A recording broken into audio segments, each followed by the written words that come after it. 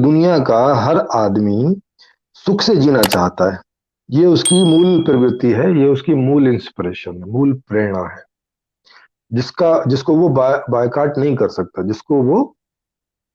जिसका अतिक्रमण नहीं कर सकता। ये उसका बेसिक, ये उसका फंडामेंटल सॉफ्टवेयर है, ये उसकी फंडामेंटल बात है कि वो सुख से जीना चाहता है। और सुख से जीने का मतलब है कि सुख सुख कब मिलता है? जब सुख सुविधाओं में जीता है।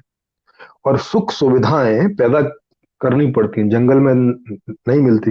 उसके लिए एक पूरी साइंस है, टेक्नोलॉजी है, फैक्ट्रीज हैं, बहुत प्रकार के सुख सुविधाओं के साधन हैं। फिर उनका उनका निर्माण करना, उनका वितरण करना, उनको पहुंचाना, ये सब पूरा एक ढांचा लगा रहता है। और तो इसके लिए हर आदमी काम करता है, जिसको जहां जैसा मौका मिलता है। तो जो यूरोपियन कंट्रीज हैं या जो विकसित देश हैं इस समय, उस समय उन्होंने इसी पूंजीवाद को मद्देनजर रखते हुए, और चूंकि उनके पास टेक्नोलॉजी थी, उनके पास साइंस थी, तो उन्होंने इसको अपना जरिया बना लिया कि वो उस चीज को पूरी दुनिया को बेच बेच के, और पूरी दुनिया की जो आर्थिक स्थिति है वो उन्होंने इकट्ठी कर ली। कैसे?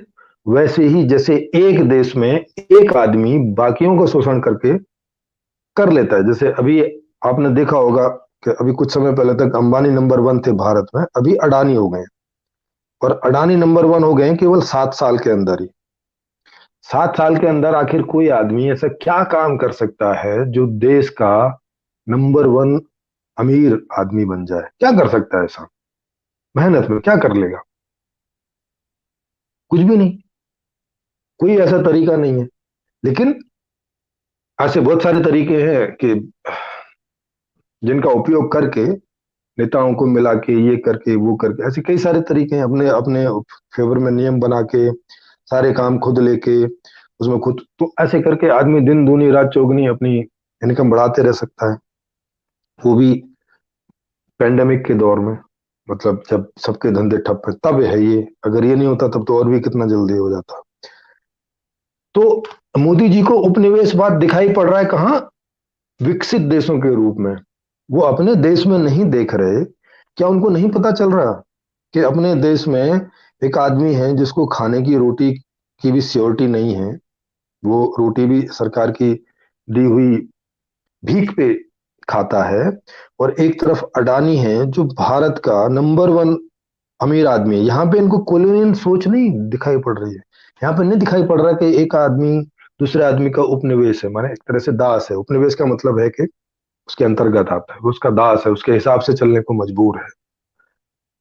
यहाँ नहीं दिखाई पड़ता इनको। जिस देश के ये प्रधानमंत्री हैं, जहां ये कुछ कर भी सकते हैं, जहां इनके पास शक्ति भी है, लेकिन यहां ये कुछ कर नहीं पा रहे। क्यों नहीं कर पा रहे? क्योंकि नॉलेज का अभाव है।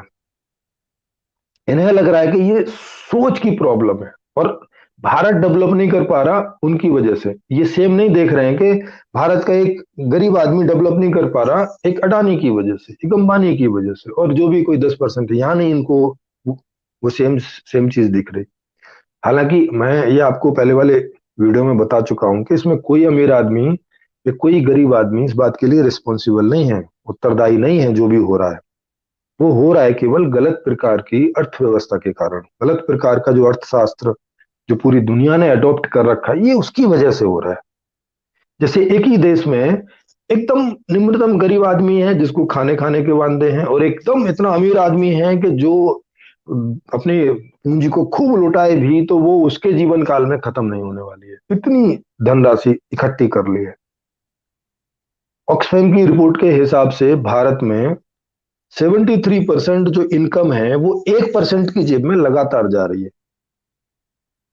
मतलब अगर 100 आदमी है तो 100 आदमी में से एक आदमी की जेब में 73% सैलरी या बोले या इनकम बोले, आय बोले, वो एक आदमी की जेब में जा रही है, 1% लोगों की जेब में जा रही है। तो यहां नहीं दिख रहा। अगर ये ऐसा हो रहा होता कॉलोनियल सोच की वजह से, उपनिवेशवाद सोच की वजह से, या दासता की सोच की वजह से, तो फिर ये यहां भी तो हो रहा है। तो यहां आप क्या कर ले रहे हैं? जहां आपका अधिकार है, जहां आप आपका कर्तव्य भी है, जहां आप प्रधानमंत्री के पद पर भी, यहां क्या कर ले रहे हैं? यहाँ तो आप कुछ भी नहीं कर पा रहे, तो वहां कैसे कुछ कर पाओगे? या उन देशों में भी तो यही हाल है ना। उन देशों के जो राष्ट्राध्यक्ष हैं वो कोशिश भी करते होंगे कि भाई ठीक है, हम ऐसी गैसेस का उत्सर्जन कम करें, ये क्योंकि जब हवा खराब हो रही तो उनके लिए भी हो रही है ना, वो तो सबके लिए खराब हो रही है। जो ग्लोबल वार्मिंग की प्रॉब्लम तो उनके उनके लिए भी आ रही है। तो ऐसा थोड़ी कि वो इसके लिए ट्राई नहीं कर रहे होंगे, ट्राई कर रहे होंगे, लेकिन भाई ये सिस्टम ही ऐसा अडॉप्ट कर रखा है, अर्थशास्त्री ऐसा अडॉप्ट कर रखा है कि हर आदमी अमीर बनना चाहता है। हर आदमी कोशिश करेगा अमीर बनने की। जब हर आदमी कोशिश करेगा, एक्टिविटी चलेंगी, तो जो इनकम होगी वो किन्हीं कुछ लोगों के जेब में तो इकट्ठी होगी। जब इकट्ठी होगी तो वही आदमी अमीर हो जाएगा। जिस देश में ये ज्यादा होगी वो देश अमीर हो जाएगा। जैसे अमेरिका है, तो अमेरिका के पास में आप एक उदाहरण के लिए देखिए कि उन्होंने कंप्यूटर में विंडोज की डिस्कवरी की। माने विंडो एक ऑपरेटिंग सिस्टम है जो पूरी दुनिया में फेमस हुआ। काफी अच्छा सॉफ्टवेयर है और उससे काफी दुनिया लाभ उठाती है, अच्छी चीज है। लेकिन उसका कॉपीराइट जो है वो अमेरिका के पास है, अमेरिका के एक आदमी के पास है। तो अब वो उसको पूरी दुनिया में बेचता है, तो उसमें उसकी मोनोपोली है। अब वो उसको पूरी दुनिया में बेचता है, तो पूरी दुनिया में बेचने का मतलब हो गया ना कि पूरी दुनिया की जो इनकम है वो किसके पास इकट्ठी होगी आके? माइक्रोसॉफ्ट के पास इकट्ठी होगी। वहीं होगी ना, और कहाँ जाएगी? जब वहीं होगी तो वो आदमी आर्थिक रूप से स्ट्रांग होगा ही ना। इसमें उपनिवेश सोच का क्या मतलब है? ये तो अर्थशास्त्र की वजह से हो रहा है ना, कि आपने आदमी को ये अधिकार दे रखा है कि वो अपनी एक चीज